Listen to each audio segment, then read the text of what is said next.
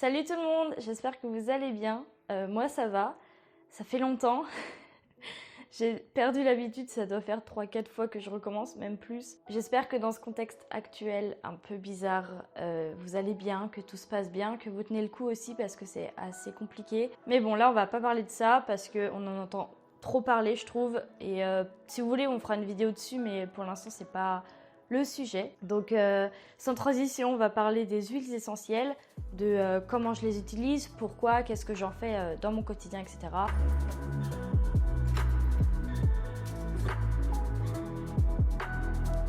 Personnellement, ça fait plusieurs années que j'en utilise, ça fait même très longtemps. Et ça fait très longtemps aussi que je suis pas allée voir un médecin parce que les maladies de base, style rhume et tout, enfin bref, je vais vous en parler après. Vous pouvez en trouver en grande surface, il y en a, mais je conseille pas forcément parce que c'est pas de la qualité. Mais par contre, en pharmacie, en magasin bio ou même sur internet, on peut.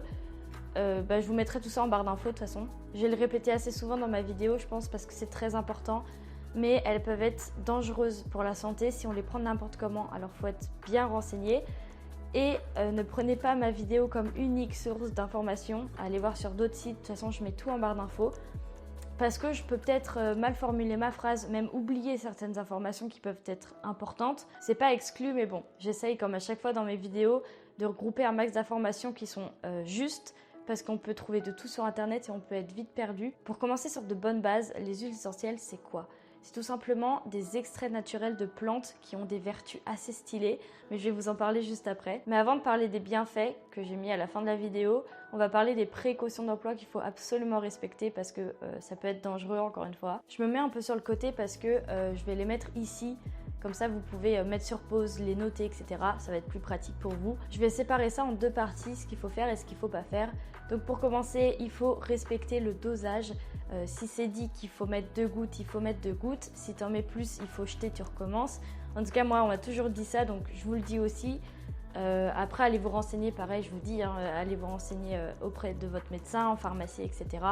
Mais en tout cas, moi, on m'a toujours dit que si c'est plus, tu jettes et tu recommences. Donc voilà, je ne veux pas prendre de risques. Ensuite, il faut les conserver dans un endroit sombre et sec et évidemment ne pas les laisser à la portée des enfants ou des animaux, on ne sait jamais. Allez voir votre médecin si vous avez un doute sur quoi que ce soit parce que, encore une fois, il ne faut pas rigoler avec ça. Donc voilà, il faut être assez sérieux. Et la dernière chose, c'est essayer d'utiliser des huiles essentielles de qualité et bio de préférence. De toute façon, je vous mettrai en barre d'infos les liens pour des sites internet ou des endroits où vous pouvez en acheter. Maintenant, on va parler de ce qu'il ne faut pas faire. Il ne faut pas en prendre si vous êtes enceinte et il ne faut pas en prendre si vous êtes allergique. Donc oui, c'est évident, mais je préfère le préciser. Pour savoir si vous êtes allergique, il y a un moyen très simple, c'est de mettre 1 à 2 gouttes de votre huile essentielle mélangée avec de l'huile végétale, un petit peu, et de mettre ça à l'intérieur de votre coude ou à l'intérieur de votre poignet parce que c'est une peau qui est assez sensible et fine. Et au bout de 24-48 heures, vous allez voir les résultats. Donc si vous faites des plaques, si vous faites des rougeurs et tout, c'est pas bon. Ensuite, il faudrait éviter d'en mettre autour des yeux et surtout de ne pas en mettre dans les yeux. Voilà, on ne sait jamais. Mais si jamais ça vous arrive d'en mettre dans vos yeux, ça peut arriver. Il faut prendre un coton et enlever avec de l'huile végétale et pas avec de l'eau. Voilà. Le troisième point, je ne suis pas totalement sûre, je ne suis pas sûre que ça soit vrai, mais j'en parle ici parce que j'ai vu ça sur plusieurs commentaires de vidéos qui en parlaient. C'est qu'il ne faudrait pas coucher les huiles essentielles quand on les garde dans une boîte par exemple, il faudrait les garder debout. Alors je ne sais pas le pourquoi du comment, mais je vous partage ça ici et puis si vous voulez vous pouvez aller vous renseigner. Aussi il y a des huiles essentielles où on ne peut pas s'exposer au soleil après, donc lisez bien les précautions d'emploi, comme ça il n'y aura pas de soucis. Et toutes les huiles essentielles ne se prennent pas par voie orale. On peut en avaler certaines, mais pas toutes, donc faites bien attention. Et enfin, la dernière chose qu'il ne faut pas faire, c'est ne pas dépasser 3 semaines de traitement et laisser 1 semaine de repos entre les 3 semaines. Même si le problème est toujours là, il faut faire une pause. Voilà, donc ce que je viens de dire, ça ne regroupe pas toutes les précautions d'emploi parce qu'il y en a beaucoup trop, mais ça regroupe les principales. Mais n'hésitez pas à aller vous renseigner par vous-même sur internet, je mettrai les sites en barre d'infos, ou en pharmacie, ils ont les réponses aussi. Maintenant, on va parler de quelque chose, c'est les bienfaits des huiles essentielles. Je vais parler des huiles que je connais et que j'utilise, je ne vais pas parler de n'importe quoi. Donc voilà, j'en utilise certaines au quotidien et je vais en parler tout de suite. Alors la première chose, la plus importante et qui m'a vraiment changé la vie, c'est contre le stress, l'anxiété, etc. Je suis quelqu'un en général qui suis extrêmement stressé, mais tout le temps. Donc je suis l'exemple parfait pour tester si ça marche bien ou pas. Effectivement, ça marche très bien. C'est ma tante qui me l'a fait découvrir et franchement, c'est incroyable. Genre, jamais rien n'avait marché sur moi et là, c'est un mélange d'huile essentielle, donc il y en a 3. Donc pour les doses, il faut mettre 3 gouttes de marjolaine à coquille, 4 gouttes de camomille et 5 gouttes d'ylang-ylang ou ylang-ylang, je sais pas trop comment on dit.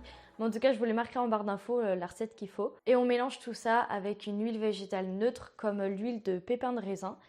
Et on utilise ça en mettant quelques gouttes sur le poignet. Donc moi, c'est un récipient avec une pipette. Donc c'est assez simple, on a juste à presser et puis ça va sur le poignet. Pour l'odeur, elle n'est pas du tout désagréable, ça sent même bon je trouve. Après c'est mon avis personnel mais franchement ça pue pas du tout. Et j'ai utilisé ça la première fois dans un moment assez stressant et assez dur. Et ça n'a pas mis longtemps du tout avant de faire effet. Alors il y en a qui diront que c'est peut-être dans la tête aussi.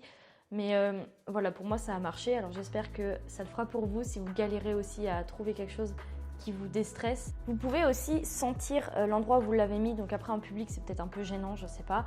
Mais moi je l'ai fait et ça a bien marché. Ensuite on va parler d'une huile essentielle magique, c'est le tea tree, l'huile essentielle d'arbre à thé qui marche très bien contre les boutons. Après avoir bien lavé votre visage, vous prenez un coton-tige ou un coton normal et vous mettez 1 à 2 gouttes d'huile essentielle d'arbre à thé dessus et vous passez le bout de votre coton sur vos boutons en évitant bien sûr le contour des yeux. Donc si vous avez des boutons qui sont proches des yeux, évitez parce que ça peut... ça m'est arrivé, donc je vais vous dire ce que ça fait. C'est assez fort comme odeur, d'ailleurs oui ça sent très très fort. Et du coup ça peut vous brûler un peu parce que ça va piquer les yeux. On dirait que je parle d'une odeur horrible, mais en vrai ça va. Mais ça peut vous piquer les yeux et du coup vous allez juste pleurer et c'est pas très bon. Donc évitez autour des yeux. Alors moi je le mets plutôt le soir parce que comme j'ai dit avant, l'odeur elle est pas ouf. Et il faudrait éviter de toucher l'huile pendant qu'elle est sur votre visage parce qu'en fait ça va assécher le bouton et c'est comme ça qu'il disparaît. Et du coup, faudrait éviter de toucher l'huile pendant qu'elle sèche. Alors j'ai pas d'acné prononcé, j'ai un peu d'acné comme ça, franchement j'ai pas à me plaindre. Donc je sais pas si ça marche vraiment sur de l'acné fort, mais en tout cas je sais que sur de l'acné moyen, voire pas beaucoup du coup, ça marche très bien. Ça marche très très bien et rapidement aussi. Et pensez à vous laver les mains après. Le tea tree il marche aussi contre les rhumes et les maux de gorge, donc j'ai testé et ça a marché. En fait il faut mettre 2 gouttes soit sur un morceau de sucre, soit dans du jus d'orange, soit dans une cuillère de miel. En fait il faut pas le prendre tout seul et il faut l'avaler. L'odeur et le goût, bon voilà, c'est pas vraiment une partie de plaisir on va dire, mais franchement j'ai trouvé une technique. Moi je prends dans du jus d'orange, je me pince le nez et je bois et ça passe. Il faudrait le prendre 3 fois par jour, toutes les 5-6 heures à peu près pour que ça fasse vraiment effet. Pour finir, contre les maux de tête et les douleurs musculaires, il y a la menthe poivrée. Donc en fait on prend 2 gouttes qu'on met dans de l'huile végétale et on va masser là où ça fait mal. Donc si c'est des maux de tête, vous allez masser là, sur les tempes et aussi derrière les oreilles. Et si c'est des douleurs musculaires, vous allez masser là où ça fait mal, par exemple dans le dos, vous allez masser jusqu'à ce que ça pénètre un peu. Et après, vous pouvez remettre un t-shirt. Attention parce que l'huile s'attache, donc mettez un t-shirt que vous aimez pas trop par exemple. Ça va faire une sensation de froid, l'odeur, ça va, c'est de la menthe quoi, donc c'est pas très dérangeant.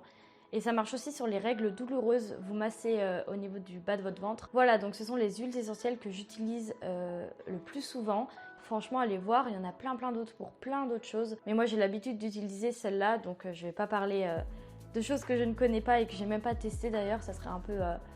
je serais pas trop crédible quoi. Vous trouverez évidemment des sites internet en barre d'infos et surtout respectez les précautions d'emploi, c'est très important, j'insiste là-dessus encore. Ça donne envie quand j'en parle, je vous dis que ça marche très bien et tout, mais n'allez pas trop vite, prenez le temps de vous renseigner, de voir si vous êtes apte à en prendre. Pour le prix, je dirais que ça varie selon l'endroit, mais ça va de 1,90 € à 7 € pour les huiles basiques, mais ça peut monter jusqu'à 60 € pour certaines. Ça peut paraître cher, mais finalement ça ne l'est pas puisque ça s'utilise par gouttes.